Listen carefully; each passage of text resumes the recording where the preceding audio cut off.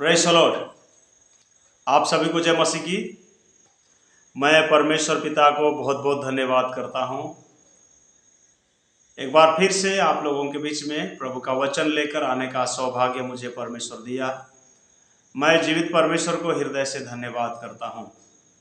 हमारे दोस्तों, हमारे घर में अभी लाइट नहीं है। 3-4 दिन से लाइट नहीं है, फिर भी कई दिनों से जो है मैं वचन नहीं डाल पा रहा हूं और मुझे लग रहा है मुझे वचन डालना चाहिए बाइबल। तो मैं आप लोगों के लिए कुछ वचन मैं बोलना चाहूँगा और रखना चाहूँगा। आज के मनन के लिए हम लोग पढ़ेंगे मार्कुस रचित सुसमाचार अध्याय 2। मार्कुस 2 का 1 से लेकर हम लोग 5 वचन तक पढ़ेंगे।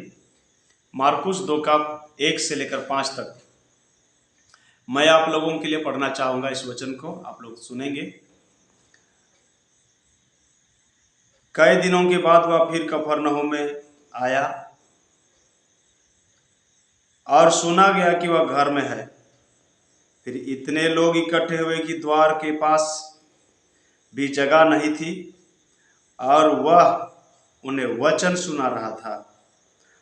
और लोग एक लकवे के रोगी को 4 मनुष्यों से उठवाकर उसके पास ले आए, परंतु जब वे भीड़ के कारण उनके निकट ना पहुंच सके तो उन्होंने उस छत को जिसके नीचे वह था खोल दिया, और जब वे उसे उघेड़ चुके तो उस खाट को जिस पर लकवे का रोगी पड़ा था लटका दिया।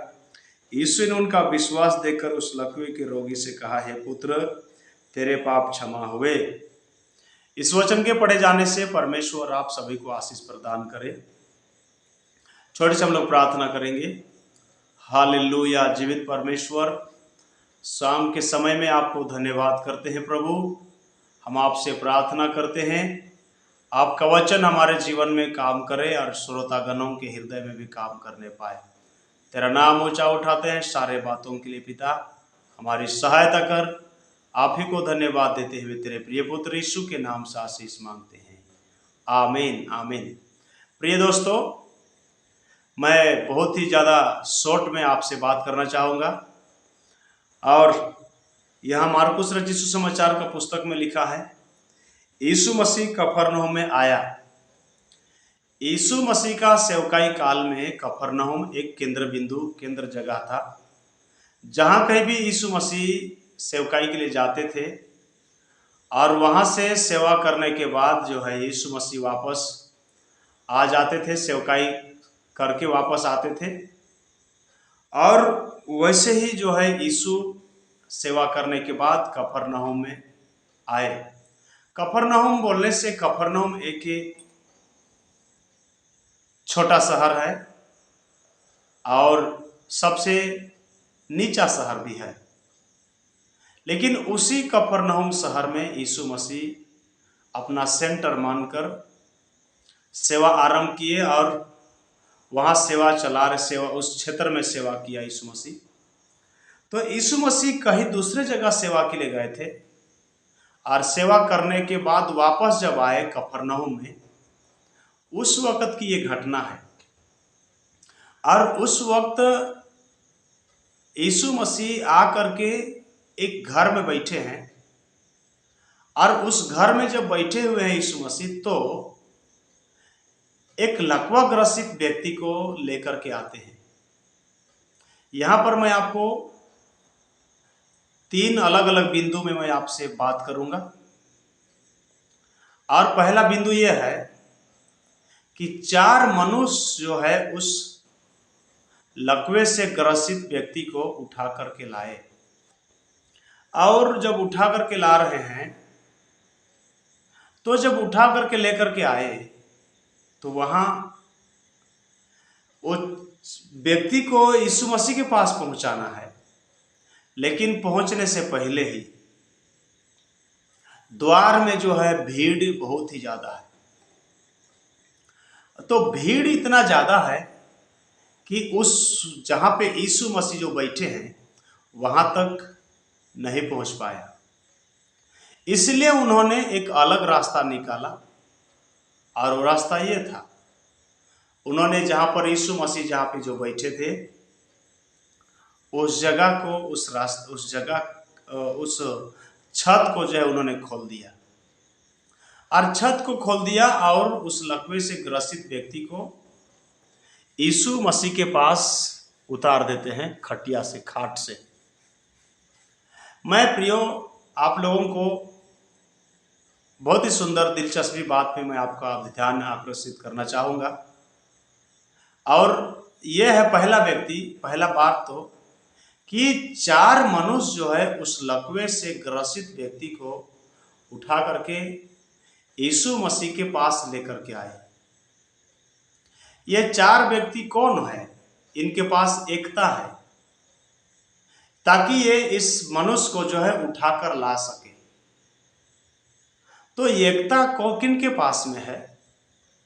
ये उठाकर लाने वाला व्यक्ति कौन है?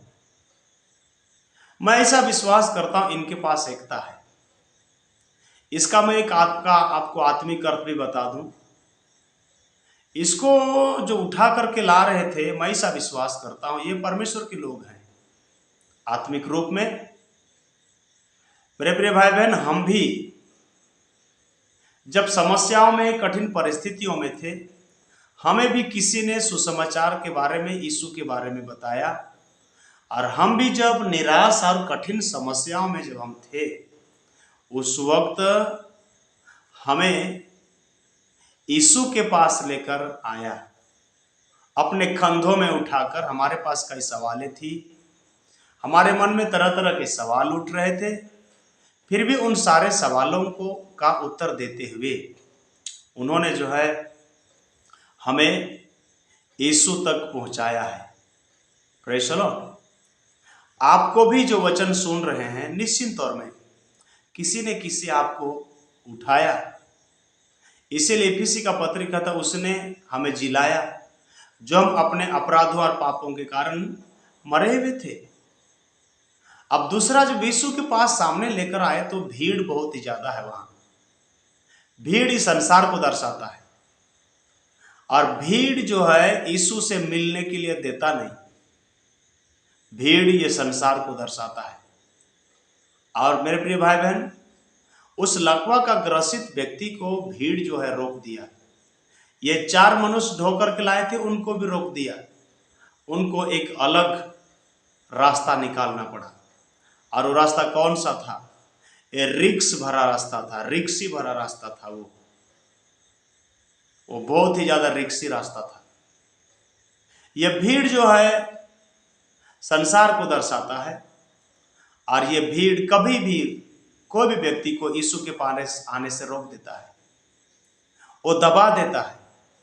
और बहुत सारे मसीही लोग हैं जो भीड़ के चक्कर में, भीड़ के कारण से यीशु मसीह के पास नहीं आ पाते। भीड़ एक समाज है और वो दबा देता है। कहते हैं कि तुम विश्वास में मत जाओ, प्रार्थना में मत जाओ, संगति में मत जाओ, इस प्रकार से बोलते हैं। और बहुत सारे लोग इस भीड़ में खो गए, इस भीड़ में बर्बाद हो गए। और आगे एक रुकावट उनके लिए था, वो था छत खोलना। लोगों के लिए, लोगों का उस लकवा से ग्रसित व्यक्ति को यीशु के पास पहुंचने के लिए दूसरा रुकावट था ये छत। छत को जब इन्होंने खोल रहा था, ये जो खोल रहे थे, उस समय बहुत ही बड़ा रिक्सी था इनके पास, रिक्स था। रिक्स मतलब ये था कि इस छत को मैं खोल रहा हूं, जो कुछ भी होगा मैं देख लूंगा, अर्थात मैं संभाल लूंगा। मेरे प्रिय भाई बहन, हम भी जब मसीह यीशु के पास में आते हैं तो हमें एक रिक्स भरा जीवन जीना चाहिए। बाइबल में एक बात लिखा है, जो मेरे पीछे आना चाहे अपना क्रूस उठाए और मेरे पीछे हो ले, कहा है। ये रिक्सी भरा जिंदगी है। क्या आपको भी ये संसार आपको रोक दिया है मसीह के पास आने के लिए? तो उस संसार से जब आप निकलेंगे तो एक और चीज रुकावट डाल दिया, और वो रिक्सी था। लेकिन उन्होंने उस रिक्सी को, उस चुनौती को पार करने के लिए तैयार हो गए। जब उस चुनौती को पार हुए, वो छत को खोला, सामने यीशु बैठा था। मेरे प्रिय माँ बाप, भाई बहन, जो लोग भी इस वीडियो को सुनेंगे और देखेंगे, आपके लिए भी एक रिक्सी भरा जीवन है संसार में। आपको लोग मसीह के पास जाओ बोल करके कभी नहीं बोलेंगे, कभी नहीं बोलेंगे ही नहीं कि आप मसीह के पास जाओ बोल करके। लेकिन जब आप रिक्स भरा जीवन जीने के लिए जब आप तैयार हो जाएंगे, तो मसीह आपका इंतजार कर रहा है। और बड़े विश्वास के साथ उन्होंने छत को खोला, बड़े विश्वास के साथ छत खोला, और उस लकवा से ग्रसित व्यक्ति को यीशु के पास उतार दिए। जब यीशु के पास उतारा ना, तो यीशु एक बात बोला, तेरे पाप क्षमा हुए, हे पुत्र तेरे पाप क्षमा हुए। जब यीशु के पास आने से दो बातें, दो फायदा हुआ उसको। पहला नंबर, उसका पाप क्षमा हो गया। दूसरा नंबर, उसका बीमारी जो है लकवा से ग्रस्त था, वो ठीक हो गया है। आज भी हमारे लिए ये वचन है, आपके लिए। आप भी, हो सकता है आपको झाड़ी संसार जो है दबा रहा होगा, लेकिन एक चुनौती जीवन जीने के लिए आप तैयार हो जाइए। जितने भी प्रभु के लोग जो जीवन जी रहे हैं, सभी लोग चुनौती भरा जीवन जी रहे हैं। चुनौती भरा उनका जीवन था, तब वो लोग मसीह का राज को पाया है। मेरे प्रिय भाई बहन, कि आप इस वचन को सुनेंगे, परमेश्वर आपके जीवन में भी ऐसा ही करने जा रहा है। यीशु आपके सामने बैठा है, यीशु आपके सामने खड़ा है। और जब आप यीशु मसीह के लिए जब आप कदम बढ़ाएंगे, तो परमेश्वर आपकी सहायता करेगा। कि आज के शाम आप ऐसा करने के लिए आप तैयार हैं? अगर तैयार हैं, तो निश्चित तौर में परमेश्वर आपको आशीष देने जा रहा है। मैं आप सभी लोगों के लिए प्रार्थना करना चाहता हूं।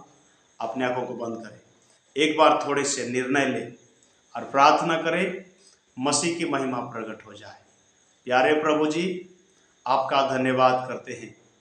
आपके पवित्र वचन को जब इनको सुनाया गया है पिता, इस वचन में आप बातचीत कीजिए, और प्रभु के नाम को महिमा मिलने पाए हमारे जीवन के द्वारा।